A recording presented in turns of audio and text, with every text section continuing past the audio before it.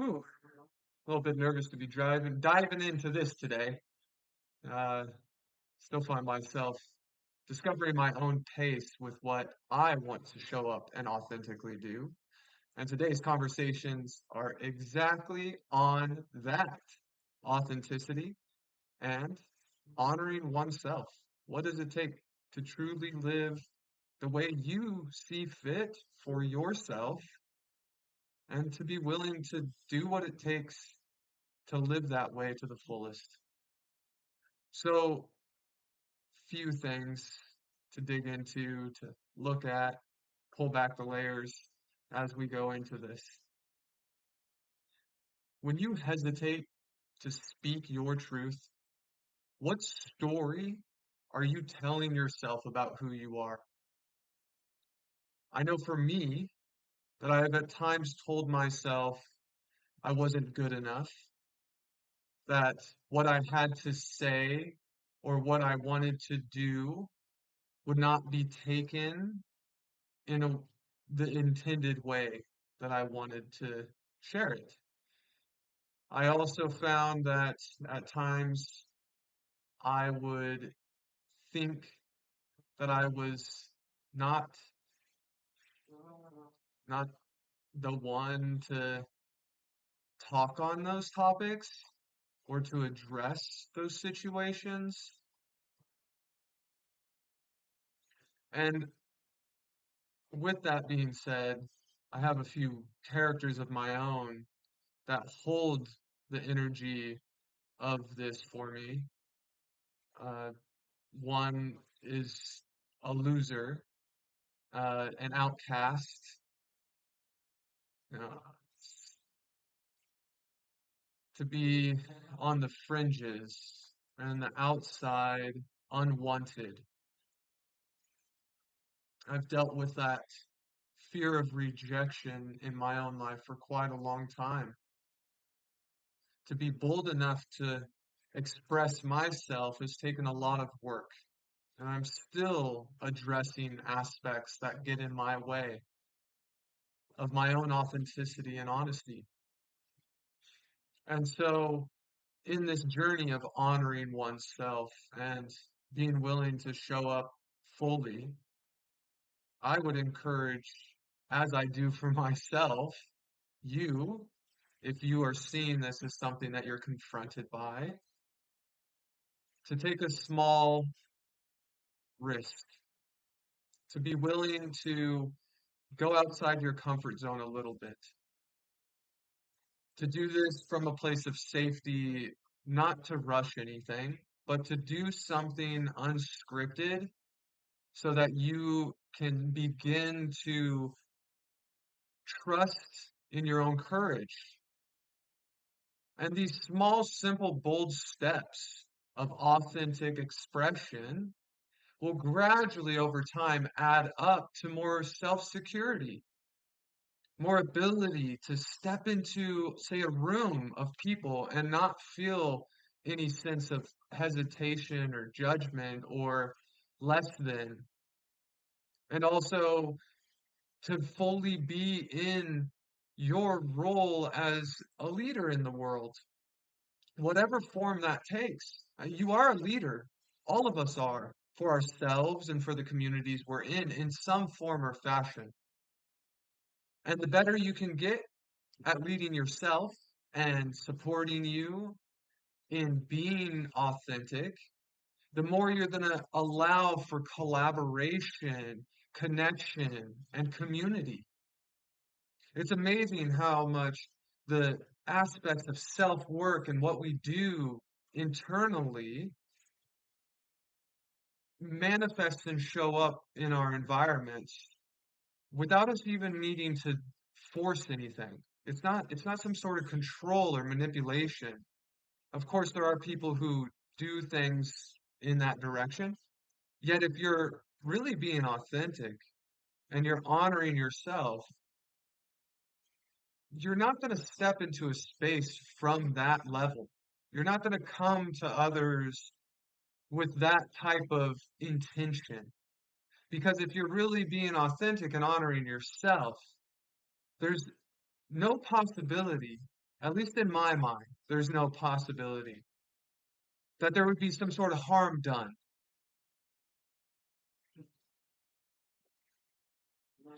And that gets into this next question. So, what changes in you and in others? What changes in you and in others happen the moment you choose authenticity? I notice within myself that I become more relaxed. I share more about who I am, and I feel appreciated, and I feel that my boundaries are even stronger, that my ability to share my truth gives me the stability to know that I'm going to take care of the things that I need to take care of and that I'm good, that I'm good. No matter what happens around me, that I honor me by providing such inner stability that my world, my external world could fall apart. Yes, I will grieve, I will rage, I will feel wounded and hurt, while at the same time, I know I got me. I got my back. And as I've grown in this ability to honor, accept, and be kind to as many of the aspects of myself as I can. I can't say that I could do it with all of them, all of the pieces. For the majority, though, I do think I've got to a place that I am able to welcome and at least look at without rejecting the majority of me. And due to this, what I see happens in others, they're more willing to be authentic too. They trust me more.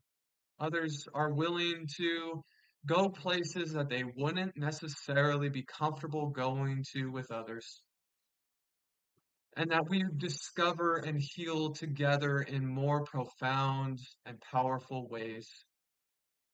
Authenticity bridges the opportunities for true clarity, both within my own self and understanding who I am, and within the communities and connections that I've developed.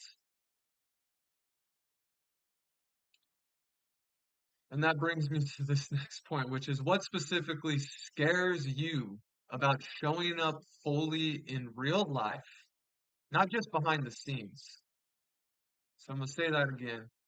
What specifically scares you about showing up fully in real life, not just behind a screen? So there are times where I've actually avoided the screen myself. Um, Yet stepping into my most current challenge, I am willing to just make shit happen. Make shit happen. Make shit. Make shit. Make it ugly. Uh, have fun along the way. And I'm letting go of, and have, I feel, for the most part, let go of worrying about responsiveness or worrying about validation. Um, I can look at others and, going back to that point of like, I'm good with me. Like, I don't need you to confirm or conform to what I think, what I believe, what I am, and who I am. And yeah, so that sense of like being scared of getting out with others beyond just a screen, I think is a prevalent thing. And you know, most people today, we might want to say it's the younger generation, but it's a trend, it's a tendency for all of us to turn on a screen if we have one somewhere in our space, in our house, or our working environments, And then that's the thing that we gravitate around and we allow ourselves to become centered on. You know, I see this in my own family of like, we spend holidays together and yeah, we have beautiful and wonderful conversations. Yet at some point, the screen comes on, and whether it be some sort of sporting event or, a holiday movie that is the tradition to always watch. And I have noticed a shift from connection, authentic expression together to a dampening of our energy, a lessening of us being present with one another. And at times that is totally okay. While I recognize that it can get in the way.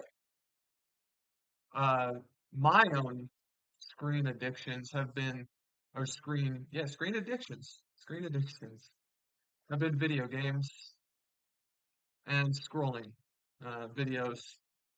Um, yeah, and I found myself going to video games in particular as an attempt to avoid outreach or coming out of my own shell and my own inner darkness and struggles.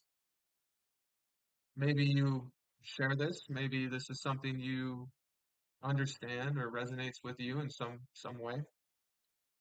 Um, and in that sense of what scared me, I was afraid that not you watching this, but the you in my own mind that I put out, that I project, would either harm me, reject me, not want me in some way. And that's been an ongoing story for me. And maybe you see your own story in a different way. And so I would ask you to address that. See if there's some way you can choose connection directly with others over going to entertainment or a screen, a device. Which part of your past taught you to hide? And how would your life shift if you rewrote that lesson today? Which part of your past taught you to hide, and how would your life shift if you rewrote that lesson today? For me, the thing that's coming to mind right now in the sense of like the part of my past that taught me to hide, I can see two influences: being bullied, whether it was within my family or whether it was with individuals in school. Um, being bullied, uh, and uh, and then the other part was being ill, being sick, and that was a piece that occurred very early on. And so these two sides, for me, I needed to address both. In the sense of being bullied, if I was to rewrite that, if I was to rewrite the lessons that I got from being bullied, I would say as one piece that it taught me to be courageous. It taught me to confront those who wish to do me harm and to continue to be myself, at least in the best way that I could. And it's given me the space to grow that I'm still continuing to grow in that way. With the being ill, it taught me how to take care of me, to take my own time, to go into the space I needed to go into, to find reprieve, to find my healing.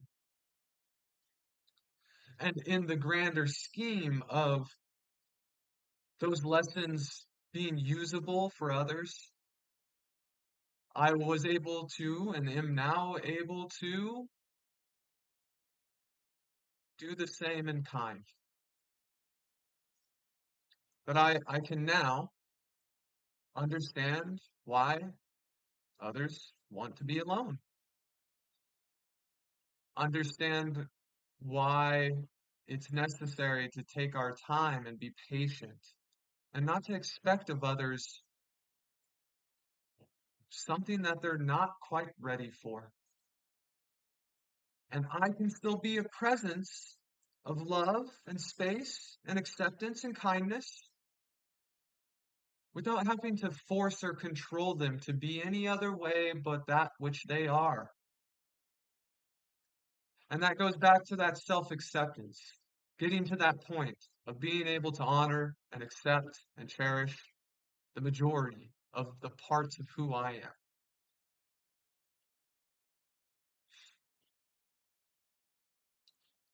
If your life were a myth, what archetype are you playing? And what bold next move would your hero self take? Right now, I feel like I align with Heracles.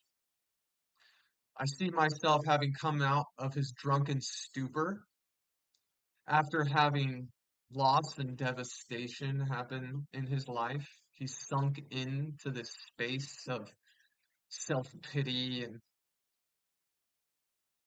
pain and inner suffering that he was not ready to share with others, that he was unwilling to step out in onto his path because of. And so he indulged and he went where he needed to go and found his own cave of darkness and struggle that he railed against at times, but that he also succumbed to. And in this sense of playing that out, that stepping beyond, like coming out of that cave, coming out of that inner struggle that keeps me in indulgence, the bold moves I've been taking are present right here, quite honestly. Whether anyone has even watched up to this point and you're still with me in this conversation, this monologue,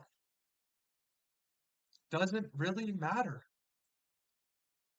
And it doesn't matter because what really matters is the fact that I'm being bold enough to express myself no matter what happens.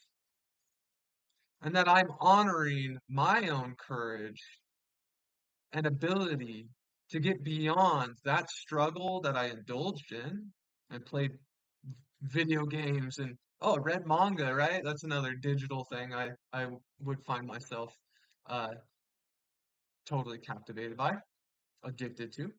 Um and so yes, doing that, going beyond, setting those aside and choosing differently, choosing to boldly claim that I will no longer hide. I will no longer diminish my voice. I will no longer keep my light to myself. I will refuse my distractions. I will refuse my self entrapment. And I will stand for the brightness of myself, for the love of my own heart, and for the kindness which I wish to share with humanity and with any individual who engages what I create. If you enter my space, and this has been true for a long time, person to person, if you enter my space, I provide healing presence, kindness, and exploration for us to go beyond the wounds, for us to go beyond the things which keep us trapped. And even though I did that throughout time, I hid. I hid. I hid away. I hid away because the pain that this world inflicts,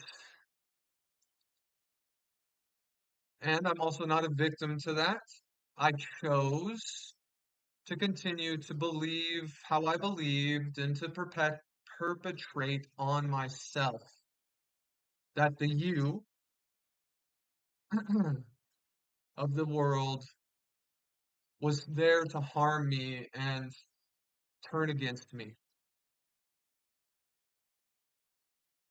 And so what's your bold move? What's the thing for you?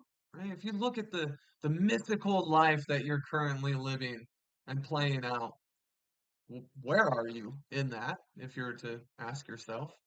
But what's the next thing for you? What's your bold move on your heroic quest of life? How would your relationships change if you practice saying one honest thing every day for a week?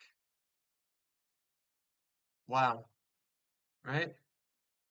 To get that. One thing a week. How simple. I mean, almost seemingly like, how could I not? Like, that is too easy. And at the same time, hey, I'll probably avoid that at some point. I'd probably go a week where I just go along with things. If I was to say one bold thing, or practice saying one honest thing every day for a week, I first off would be scared shitless. I would find myself stumbling through my words and trying to say what I felt I needed to say and over explaining things and thinking that others were gonna betray me or take what I did say and twist it into something that it's not. Or that the men in the world are going to tell me I'm not one of them. Or the women in the world are going to tell me I'm not welcome. That comes down to thinking I'm not manly enough on that one. Yet my relationships, one thing a day for a whole week, how would my relationships change in particular? Well, no fucks given. I think there would just come a point where I would feel the experience of and recognize that we are on a journey of unknowns, and that through this, all of us are trying to figure it out, trying to have clarity, purposefulness, reason. And I can see the freedom of the no fucks given. And I can also see the acceptance of messing up. Like, hey, I I uh, I think as someone in my past, I want to say father, dad, but I'm a fuck up. I fuck up. There's parts of me that fuck up. All right. All right, man. Hey, that's just how it is. And I can take and I can welcome the fuck up me and not feel like my relationships are coming to an end because he showed up somewhere amongst others. And I think in that too, there would be a piece of recognizing that others feel safer to express themselves and be fuck ups too.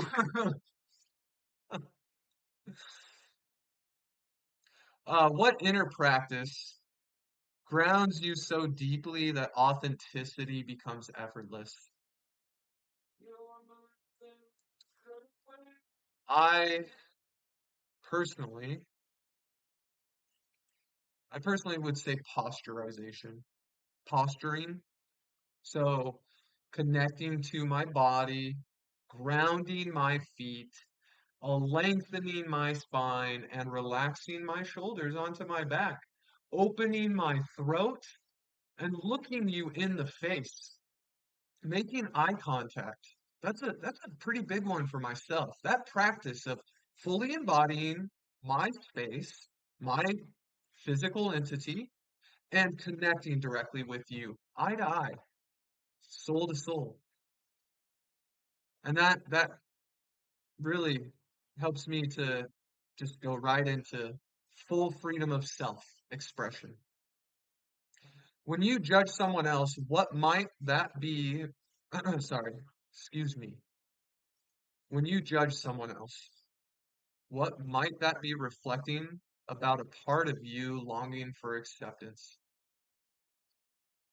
Uh, yeah, recently I would say that a piece that came up, like when did I most recently judge someone when I looked at them, is that I seen somebody who physically I wouldn't find that I found unattractive. I don't want to say grotesque or like there was nothing absurdly wrong with them, but just like in my mind, my own mental judgment that arose was, oh, that person, doesn't look the way I would find somebody, interesting enough to engage with or want to approach or have a conversation with based on their physical appearance. And the part of me, I recognize that once acceptance is the piece that never feels, never, I can't say never, but the part that doesn't feel uh handsome, the part that feels like he looks weird, uh my crazy hair, uh my wild man sometimes of just like letting it loose. And that piece that like, yeah, when I see I'm all disheveled or I got messy in some way. Um, that piece is asking for more presence and acceptance. And so, because I've not totally welcomed that or haven't fully addressed that, I recognize that I judge others' appearances based on my own lack of belief in my physical wellness. What small, courageous experiment could you try this week to test being more visible? And what would success look like? Uh, just to share on my end of what I've chosen to do is this here in particular, creating 3 lengthy videos that, I'll choose to break apart as I learn to edit and do other things with my content. Um, but to make 3 unedited, unscripted experiments of expression, of conversation, of topics and concepts and ideas that I find important and that I want to address and that I want to be able to honor within myself and look at and not shy away from because I fear how you'll react. And that idea of you finding an experiment for yourself. What would you find if you really questioned how you're not showing up courageously or how you're hiding yourself in some way that you don't necessarily want to hide yourself? Um, what would that look like for you to step out, one small courageous way of stepping out of your comfort zone, of your tendency in whatever form or fashion that takes of hiding? Or maybe it's putting down your phone for 10 minutes. Maybe it's asking for a hug where you normally wouldn't.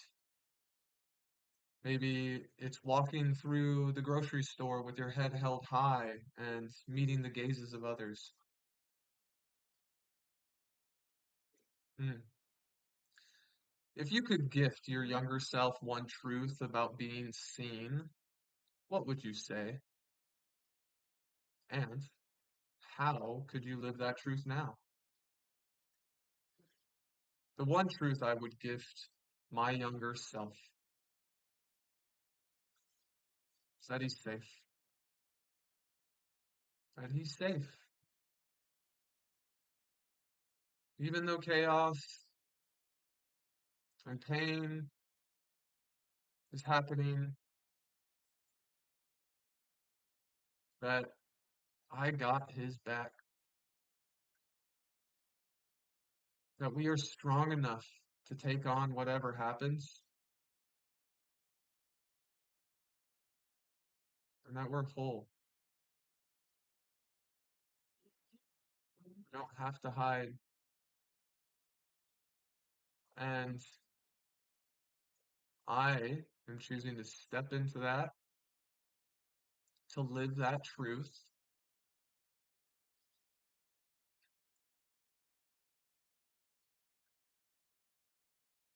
by going beyond what I thought, by not letting the idea that I have to hide keep me away,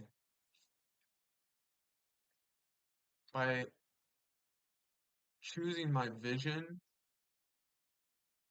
my bold vision of the way I believe and I think we could be together in this world, and to stand for that, to move through this life in a way that brings us higher, frees us of the burdens which bind us, heals the intergenerational traumas and current traumas that we carry on in this world, and to fully devote myself in service to the divine, and to not hide away from saying that to anyone else who ever hears me, sees me, or interacts with me. I know I am here in service to our highest good. I haven't always lived that for myself, mainly in recent years, and for others in my younger years. Uh, yeah, we all hurt someone, right? We all hurt somebody, something along the way. And in that, healing those parts of ourselves as well in this journey. A part of that heals the other. May we all awaken together in this life. May we overcome the systemic and divisive issues that we face. May we stop human atrocities and no longer go along with, agree to, allow that which devastates us.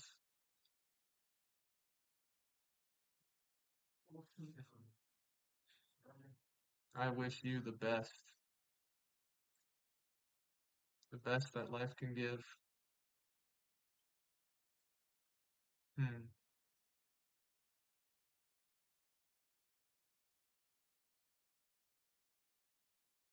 Peace, harmony, and blessings abound. Let's choose those. Let's choose those.